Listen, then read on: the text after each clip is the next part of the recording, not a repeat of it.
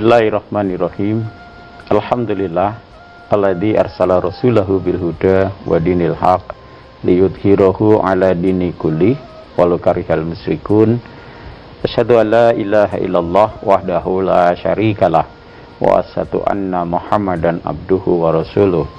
Allahumma salli wa sallim wa barik ala Muhammad wa ala alihi wa ashabihi ajmain. Amma ba'du.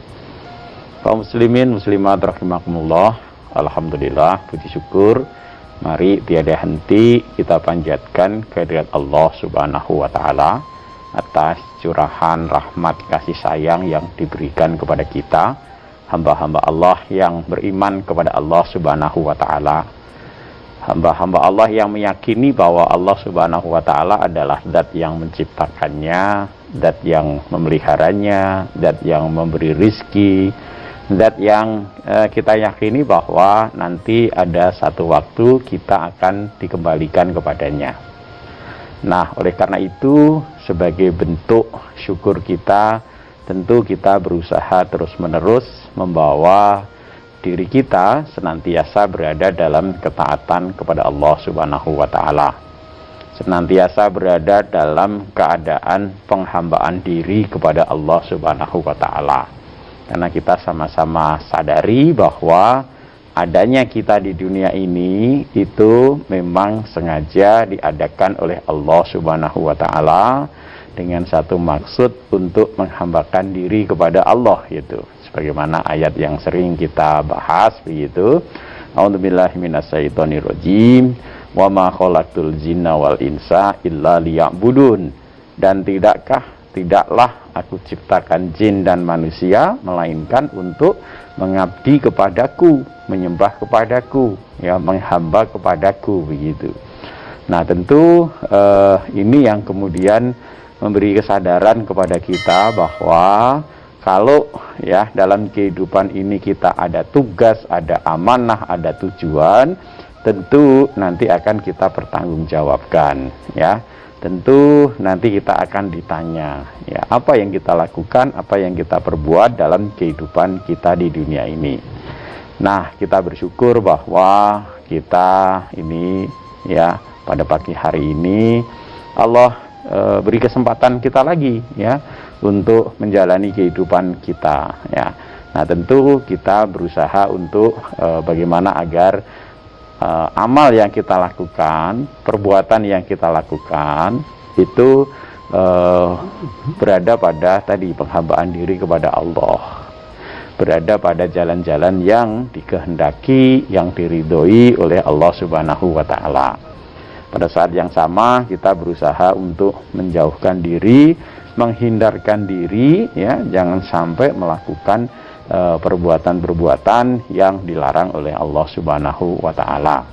Nah, tentu ini perlu ilmu, tentu ini perlu pengetahuan, gitu. Pengetahuan kita, ilmu kita tentang apa yang diperintahkan oleh Allah Subhanahu wa taala, apa yang dilarang oleh Allah Subhanahu wa taala. Sehingga nanti kita tidak salah, gitu.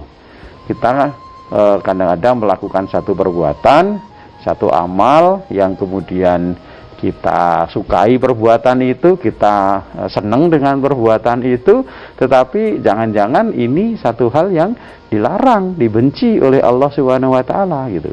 Nah, maka tentu tadi perlu ilmu, perlu belajar. Alhamdulillah salah satunya adalah ya, melalui acara kita ini, ya, Fajar Hidayah, kita belajar apa yang diperintahkan oleh Allah Subhanahu wa taala. Tentu ketika kita belajar tentang apa yang diperintahkan oleh Allah Subhanahu wa taala, kita akan belajar tentang firman Allah Subhanahu wa taala, Al-Qur'anil Karim. Karena memang Allah berikan perintah-perintahnya, petunjuk-petunjuknya melalui kalamullah. Nah, tentu kemudian ketika kita belajar tentang Al-Qur'an ini, kalamullah ini, kita tidak bisa lepaskan dari sunnah Rasulullah sallallahu alaihi wasallam. Karena sebagaimana kita ketahui bahwa Allah menurunkan firman-Nya ini melalui utusannya, ya, melalui malaikat Jibril yang disampaikan kepada Rasulnya Nabi Muhammad Sallallahu Alaihi Wasallam. Maka ini menjadi satu ya bahasa saya satu paket lah, ya, Ketika kita mengimani Al-Quran, tentu di sana kita meyakini tentang Rasulullah Sallallahu Alaihi Wasallam. Tidak bisa kemudian saya mau pakai Quran saja, tidak mau pakai Sunnah Rasul, ya tentu tidak bisa gitu. Nah maka mari kita bersama-sama memanfaatkan nikmat yang Allah berikan ini sebagai bentuk kesyukuran kita, terus menerus menelaah, ya, mengkaji, memahami apa yang diperintahkan oleh Allah Subhanahu wa taala, sehingga kemudian kita mengerti. Nah, setelah mengerti, tentu kemudian kita akan beramal, tentu ya, beramal, karena kalau mengerti tapi tidak beramal itu juga nanti rugi kita, ya. Sia-sia kita gitu loh. Sudah tahu ini jalan yang mendekatkan kita kepada Allah, sudah tahu bahwa ini jalan yang menyebabkan kecintaan Allah Subhanahu wa taala, tetapi tidak mau menempuh, ya tentu kita tidak akan dapat kecintaan Allah gitu. Tentu kita tidak akan dapat rahmat kasih sayang Allah gitu loh. Karena kita misalkan, oh ini loh yang menyebabkan Allah suka, Allah cinta. Oh ini yang menyebabkan Allah menurunkan rahmatnya. Tahu kita ilmunya, tetapi tidak mau melakukannya gitu. Kalau tidak mau, ya cintanya Allah, rahmatnya Allah ya tidak akan diberikan pada kita. Sebaliknya, kita tahu ini jalan yang mendapatkan murkanya Allah gitu kan. Ini jalan yang menyebabkan kemurkaan Allah, tetapi kemudian kita lakukan gitu. Nah kalau itu dilakukan, ya kemurkaan Allah nanti yang kita dapat gitu. Nah baik, para pemirsa MTA TV, pendengar Radio Persada FM,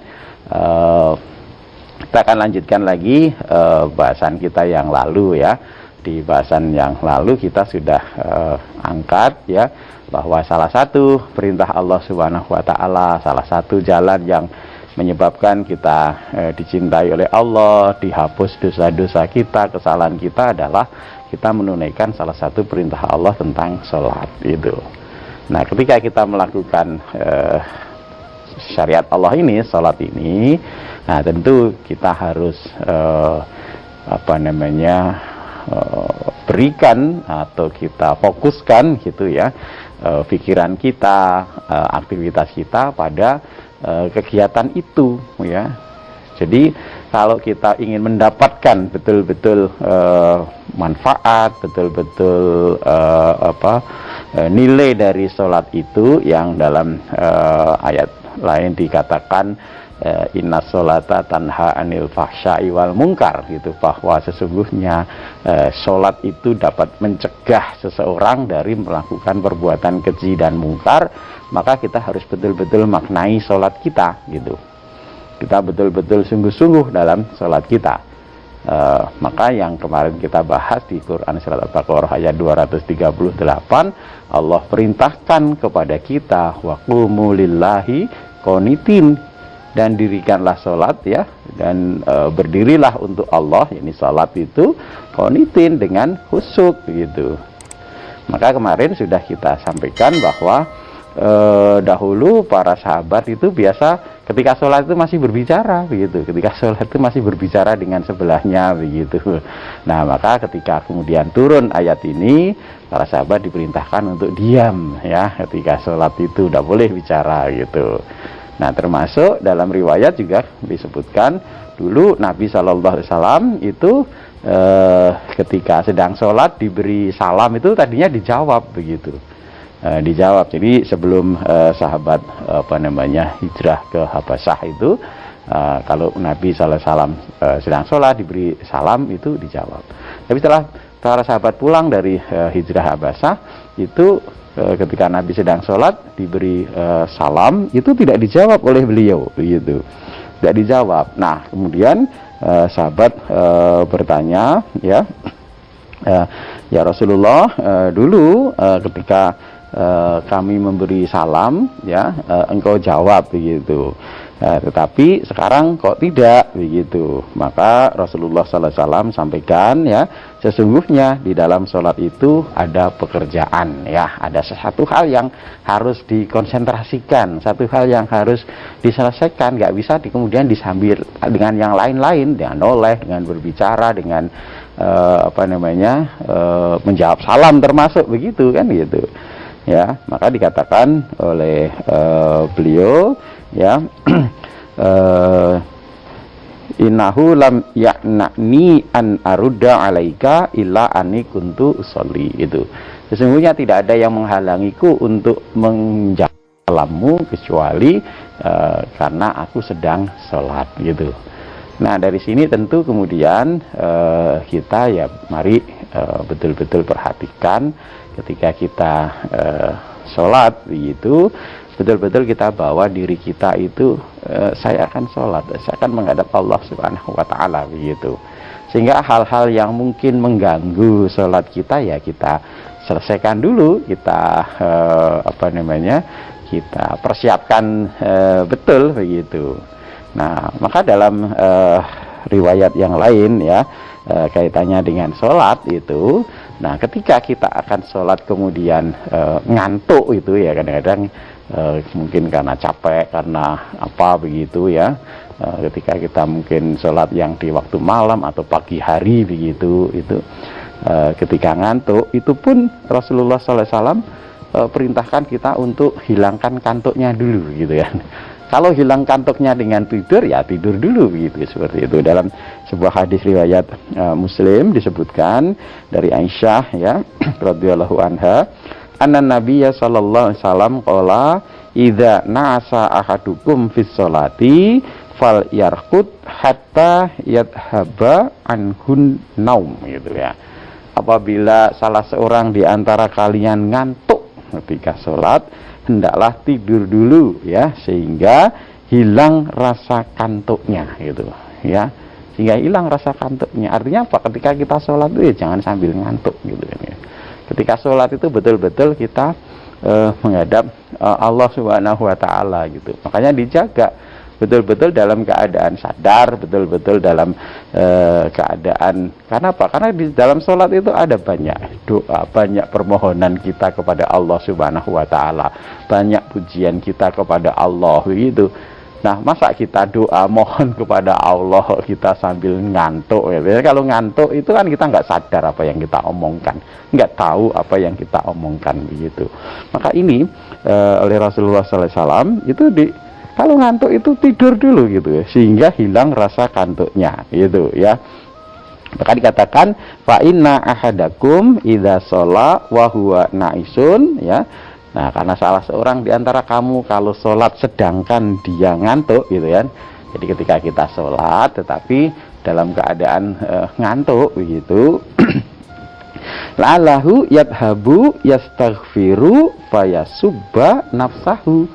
Bisa jadi ya ketika kita sholat itu yang tadinya kita mau memohon ampun gitu kan ya, tadinya dalam sholat itu kita mohon ampun kepada Allah Subhanahu wa Ta'ala ya, tapi padahal dia mencaci dirinya sendiri begitu ya, di hadis riwayat Muslim. Jadi mari ya kita dari pelajaran ini ya memang ketika kita sholat ya betul-betul kita fokuskan untuk sholat, betul-betul kita sadarkan diri kita, baik itu fisik jasmaninya ya, karena dalam hadis lain lagi disebutkan ketika datang waktu sholat perbagus wudunya ya, ketika ke masjid ada di sana hudu zinatakum inda kulli masjidin, pakai pakaian yang bagus. Artinya apa? Fisik ya betul disiapkan begitu. Nah kemudian yang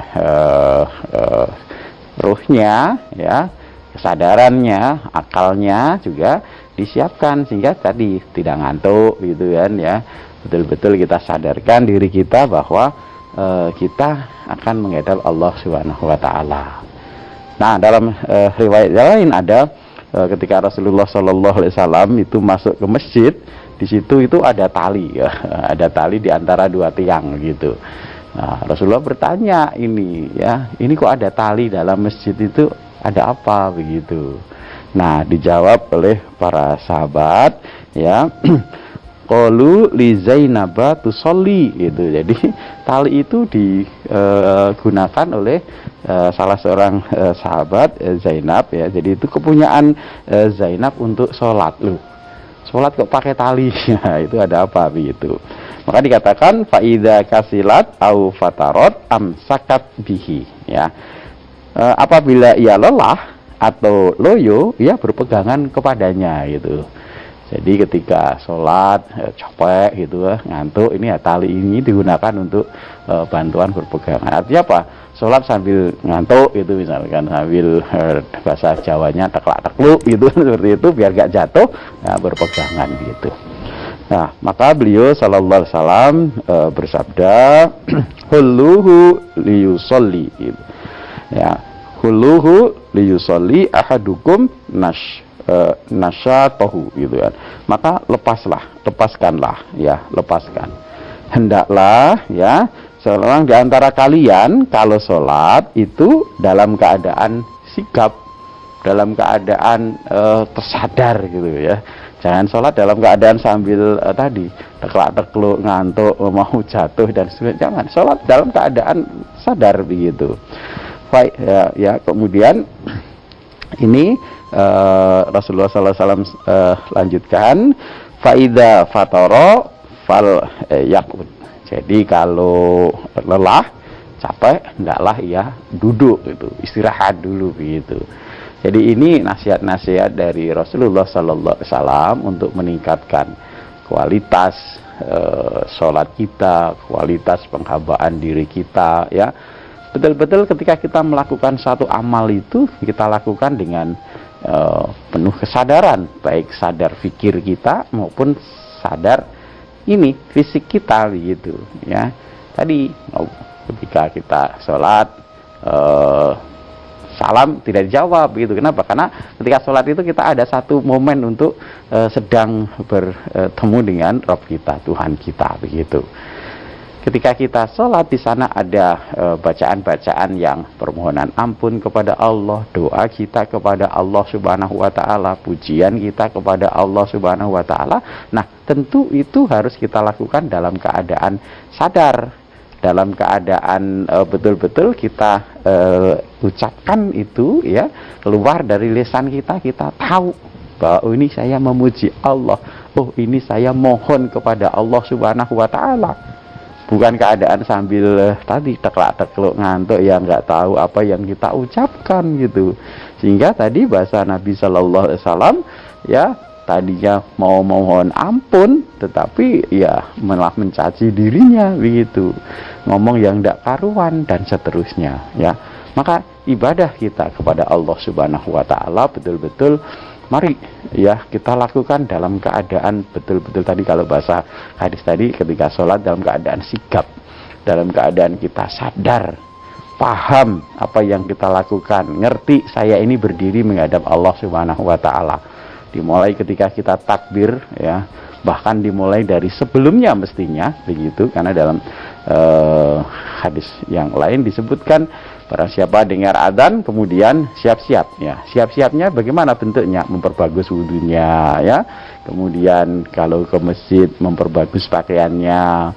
Kemudian langkahnya tidak tergesa-gesa, langkahnya tenang, dan seterusnya, sampai kemudian di masjid tenang menunggu ditegakkannya sholat, sampai kemudian sholat.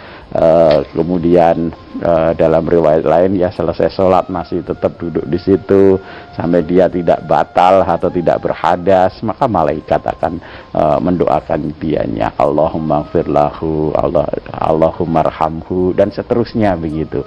Nah, ini tentu hal-hal yang harus kita perhatikan manakala kita ingin betul-betul penghambaan diri kita kepada Allah Subhanahu wa taala itu mencapai kualitas yang baik. Nah, dengan demikian kan kalau kita sadar lakukan sholat itu untuk Allah Subhanahu wa taala, maka nanti insya Allah hikmat yang tadi saya sampaikan, innas sholata tanha anil fahsya'i wal munkar, bisa kita raih begitu. Karena begitu kita ketika sholat itu awareness-nya, kesadaran kita kuat, maka ketika mungkin selesai sholat ada ajaan, ada hasungan untuk melakukan satu perbuatan maksiat, itu bisa terkendali gitu. Saya orang yang sholat, saya tadi sholat menghadap Allah, saya tadi memuji Allah, saya tadi memohon ampun kepada Allah gitu. kok malah kemudian ini mau melakukan maksiat, melakukan perbuatan keji. Oh, janganlah gitu. Nanti dalam hati kita akan ada apa ya, pertahanan itu gitu loh. Akan ada kekuatan untuk mencegah ya jiwa kita, nafsu kita untuk melakukan hal-hal yang dilarang oleh Allah Subhanahu wa taala. Nah, kalau ini terus ada pada diri kita, tadi yang kita bisa lakukan sholat wajib kita itu 5 waktu, ya betul lah sebagaimana yang Rasulullah Sallallahu Alaihi Wasallam sampaikan gitu, bahwa sholat 5 waktu itu ibaratnya seperti di depan pintu rumah kita ada sungai gitu, ada sungai yang kemudian airnya berlimpah ya, airnya bersih, kemudian kita mandi 5 kali itu ya, 5 kali. Apakah masih ada kotoran? Tentu tidak. Nah, kalau kita bisa 5 waktu dalam kehidupan satu hari kita, sholat kita lakukan dengan tadi ya, dengan kekhusyukan, dengan kesadaran, dengan kesigapan, maka di waktu sela-sela antara sholat itu, insya Allah ketika akan melakukan perbuatan-perbuatan yang dilarang oleh Allah, kita bisa tahan. Nah, seperti itu. Mudah-mudahan bermanfaat untuk kita bersama. Ya.